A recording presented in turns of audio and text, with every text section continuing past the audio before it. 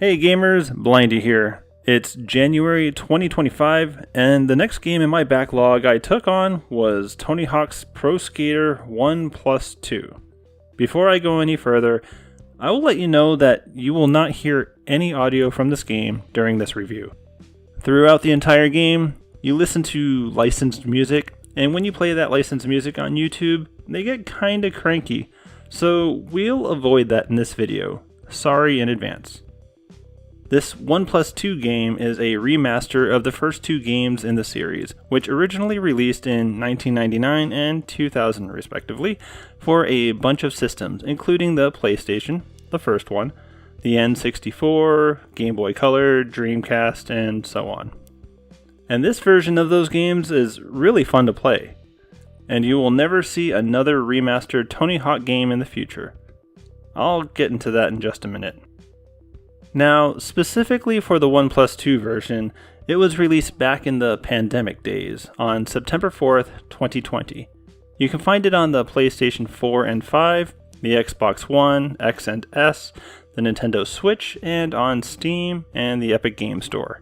In other words, this game is everywhere, so you shouldn't have any trouble finding it. This game was developed by Vicarious Visions, who developed most of the games in the series after the original Tony Hawk game. You might also recognize their name in some other game series as well, including, but not limited to, Spider-Man, Crash Bandicoot, Star Wars, Jet Set Radio, Guitar Hero, Skylanders, Call of Duty, Diablo, and numerous movie tie-in games. Curiously, in each of those examples, they were not the company that developed the original IP, they merely were assigned with subsequent games in those series. Activision purchased Vicarious Visions in 2005 and Blizzard Entertainment bought out Activision in 2021, after which Activision Blizzard changed Vicarious Visions to Blizzard Albany.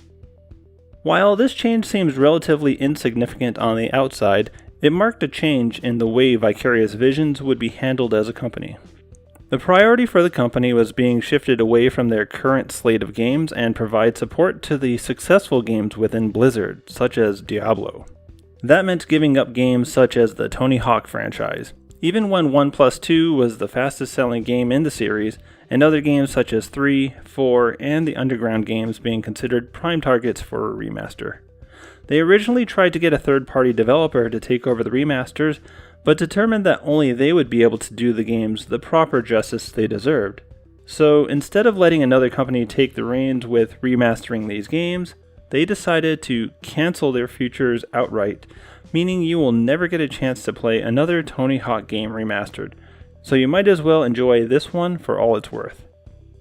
It sucks because, as a gamer, we'd love to be able to continue on or revisit some older games that we love, but to see them abandoned is heartbreaking. Sure, Tony Hawk doesn't pull as many sales as a Diablo game will, but it doesn't mean that they should be completely ignored as if they didn't exist. Especially when they prove that their work on this remaster was well rewarded. It only took 2 weeks to hit 1 million copies sold, and you would think that would be enough to convince the parent company that this game will make enough money to justify its cost and time. But we're just gamers, and they don't always listen to us. Essentially, game company acquisitions rarely benefit gamers. They only seem to benefit companies, if they even do that. Alright, I think I'm done with my ranting, for now. Back to Tony Hawk Pro Skater 1+2, I played it using my LCD Steam Deck. It's recommended that you have 24 gigs available to install it. My install was just short of 23 gigs, so their recommendation is on target. And it's pretty travel friendly. I was able to get 1.5 to 2 hours per charge on my Steam Deck for this game, which means you can easily kill the time waiting for your family to get their teeth drilled while you're waiting in the dentist waiting room.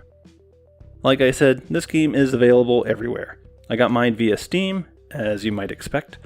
The standard price in Canadian dollars is $60, but sales bump it down to 65% off at $21, though more than likely, if you find it on sale, it'll be at 60% off at $24. Minor difference really, and for either price I would say that this game is well worth purchasing if you enjoy these games even a little bit. And if you love the Tony Hawk games, Hell, the full price might be well worth it as well.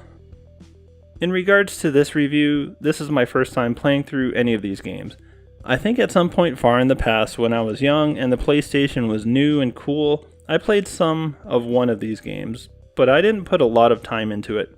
I think I was turned off by the arcadey style of gameplay versus the simulation style that I was really enjoying in games at the time. But like a fine wine or a bad vinegar, my gaming tastes have matured over the years. I can enjoy games like these even if they take the concept of skateboarding and crank up the ridiculousness to 11. Fun is fun, regardless of how you get there, and let me tell you, this game is fun. And I'm not the only one that enjoyed this game. If Metacritic is to be believed, scores are in the mid-80s to 90 for this remake, and if Metacritic is not to be believed, then Steam reviews sit at 90%. Though strangely, Steam shows only 3,400 reviews have been submitted for this game, which doesn't feel right. Like I mentioned, this game sold over 1 million copies in 2 weeks, and true, it was over several platforms, but for a rough comparison, my last review was Nier Automata, which sold over 7 million copies, also on multiple platforms, and it has over 100,000 reviews on Steam, compared to Tony Hawk's 3,000. Not sure what's going on there, but it caught my attention. Anyways, continuing on, this game is super kid-friendly. Even with a T rating from the ESRB, the only warning they have is lyrics. They're not even concerned when you wipe out and your character groans from the unsurvivable pain. Heck, I bet many of you watching this review were probably kids when these games first came out, and I'm sure that you have some great memories of playing this game. And I think that's a testament to the skateboarding scene in general. Like gaming, and like this game, it's really easy to get into, but it's hard to get really good at. So for these two games in this collection, I spent about 15 hours. How Long to Beat says it should have taken me only 7 hours to beat, but that doesn't feel accurate to me at all. Maybe if you already have experience with these games, you might be able to get through them both in 7 hours, but honestly, I think my 15 hours is closer to what someone new in the series might experience. Now, I tried to get nearly all the goals, which you kind of have to do to be able to unlock all the maps, but I stopped short of trying to get full max scores in every level. But really, I got just about everything else, and I didn't continue playing much beyond that, so that'll be my claim. You can get through this game in around 15 hours. With that said, How Long to Beat says that all playstyles is around 12.5 hours, which I can agree with. We've reached the point where I say that if you don't want spoilers, I will do my best to avoid them, but I can't guarantee anything. But it's skateboarding in skate parks. There's nothing to spoil here, unless you don't want to see any more of the tricks and levels, to which I say there are potential spoilers ahead. The story of this game is, well, you grab a skateboard and you skate in various levels around the world. I hope I didn't ruin it for you. Let's switch it up and talk about the controls and gameplay. So, the Tony Hawk games are far from a simulation. You have the ability to pull off tricks that very few humans are able to do. You are able to land in unrealistic situations. Hell, your character moves around bends in the ramps below you when you're flying through the air. It's a bit zany, but it's kinda cool to put you in the shoes of a skateboarder with exceptional skills in a world that doesn't punish you for trying to complete ridiculous tricks. You only have 2 minutes per run, so go out there and try to do a 900 followed by a nose grab. You're going to fail, but what harm is there in trying? You have the ability to pull off a number of standard tricks. You can do a flip trick, a grab, a lip trick, and several other types of tricks. Which one you pull off depends on the situation you set yourself up for and which button you press. For example, to do a flip trick, you're going to hit a ramp and go into the air. Once in the air, you'll press the X button on the Steam Deck, along with a direction on your left stick. At that point, your character will pull off whatever trick you've set for that combination. So for example, if you press up and X once you're in the air, you might perform an airwalk.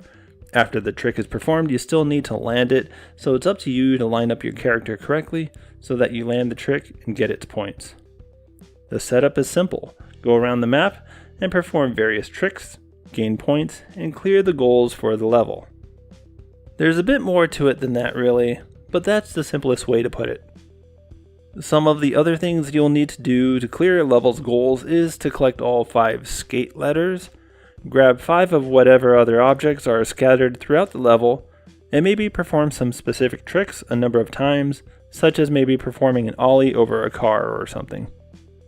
Usually those goals have to be accomplished within one round, so the 5 skate letters need to be grabbed in one run.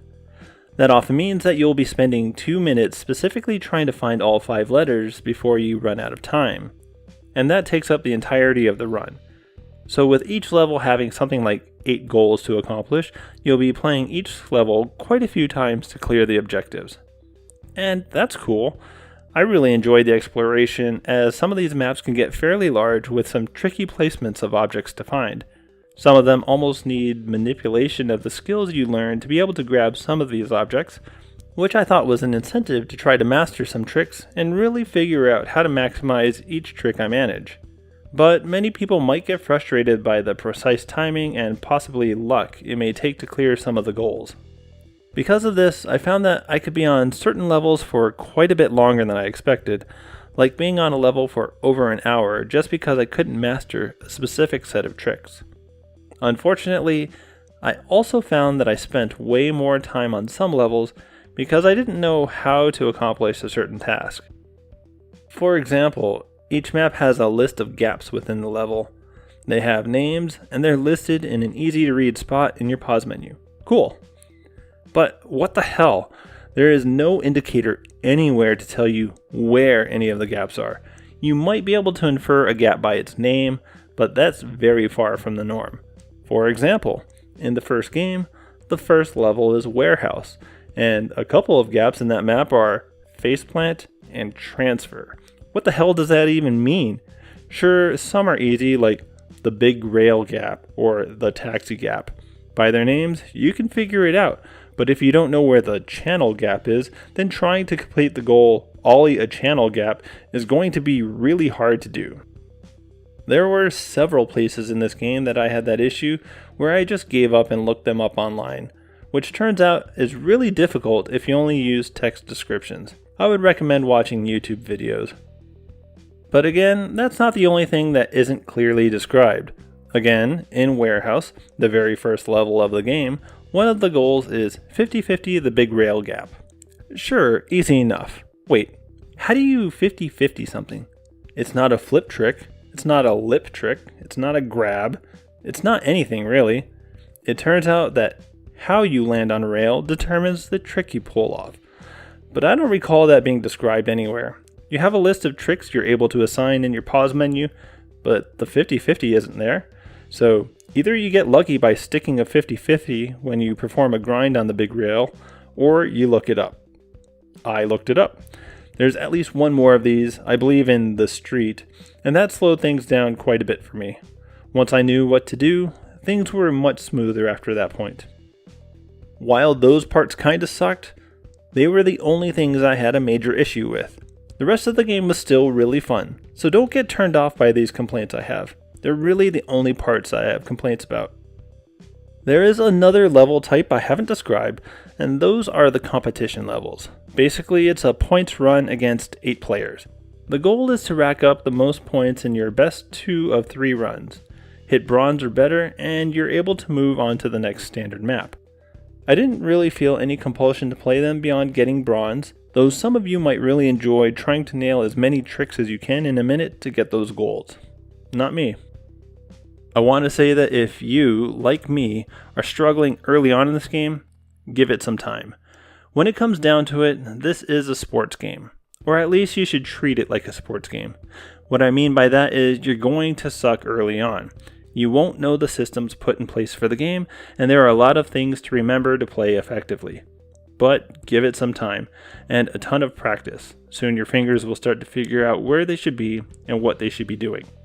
Things that seemed impossible a couple days ago start to become intuitive. You'll get there. It took me between 5 and 10 hours to know exactly how to execute the tricks I wanted to perform and how to start thinking further ahead to combo into the next trick. And that's what makes this game so appealing. Once you figured out how to do well, you're constantly trying to figure out how you could do better. By the end, I felt more comfortable, but I was still inconsistent landing big tricks. Or maybe I was trying to make my tricks too complicated and doom myself to failure. But for me, it didn't matter. Landing most of my tricks was the goal, not landing all of them. And once I could land most of them, I had a blast. And you know what? Wiping out is kind of fun too. There are many times where your character should be dead. There are many times where the events in your mind don't match up with what happens on the screen. It's lighthearted enough that you can't feel too frustrated when you bail. On the other hand, when you're able to pull off a great trick or a high-scoring combo, it feels amazing.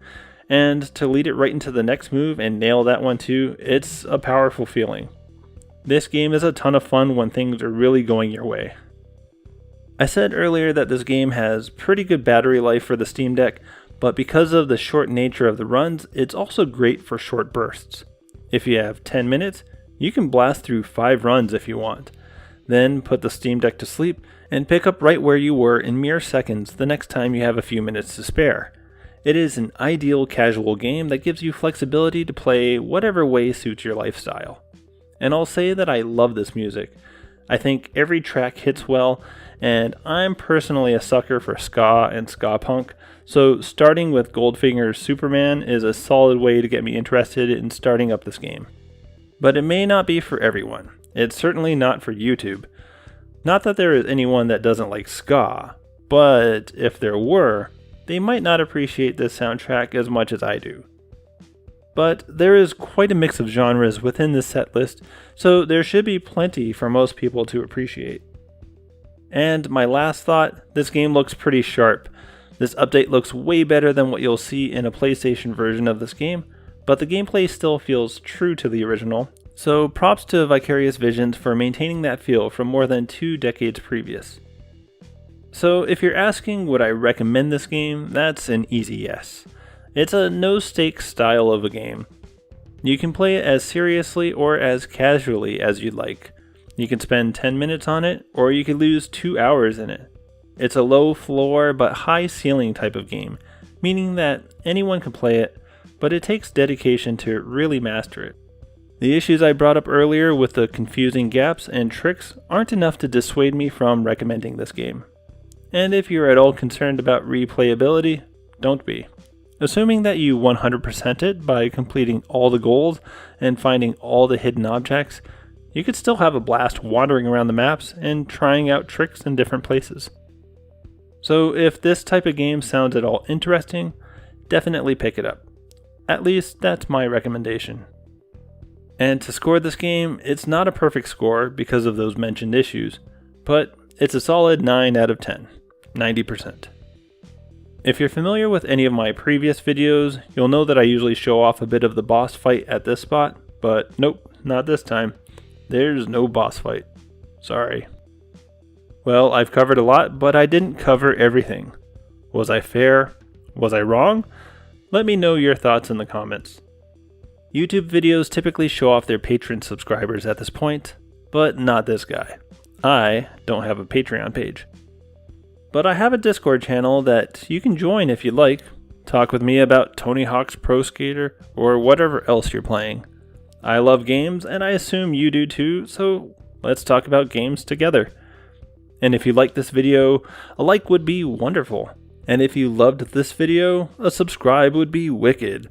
I'm trying to get to 100 subs, and I'm almost halfway there. Your help would really make my day.